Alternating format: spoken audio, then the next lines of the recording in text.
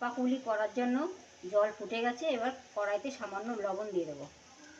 ফুটে গেছে, এবার এর মধ্যে চালের গুঁড়িটা দিয়ে নাড়াচাড়া করবো।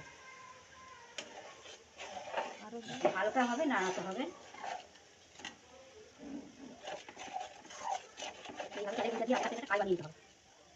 সেদ্ধ পুলি করার জন্য চালের গুঁড়ি দিয়ে পাই রেডি হয়ে গেছে। এবার এটা নামিয়ে নেব। এবার অল্প অল্প করে চালের গুঁড়ি নিয়ে এটার মধ্যে দিয়ে ময়দার মতো করে ভালো করে মেখে নিতে হবে। পিঠে করার জন্য এটা তৈরি হয়ে গেছে। নারকেলের ছেই করার জন্য কড়াইতে দিয়ে দিলাম খেজুরের গুড়।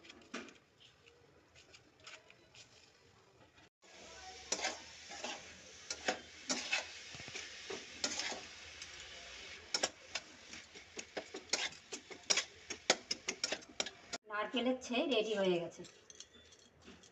এটা নামিয়ে নেব। পুলি করার জন্য কিছুটা অংশ এখান থেকে তার থেকে কেটে নেব। এটাকে এবার ভালো করে গোল পাকিয়ে পুলির শেপ দেবো।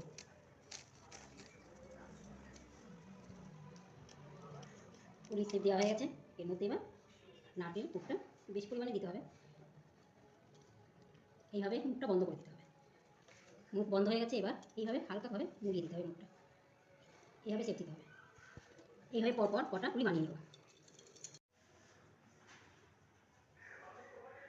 দুধ কুলি করার জন্য এবার গরম জল রেডি হয়ে গেছে। এর মধ্যে দুধটা গুলে নেব।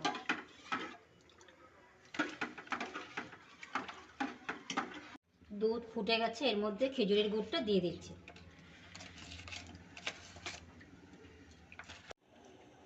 দুধ ফুটে গেছে। এর মধ্যে এবার পুলিটা দিয়ে দেবো।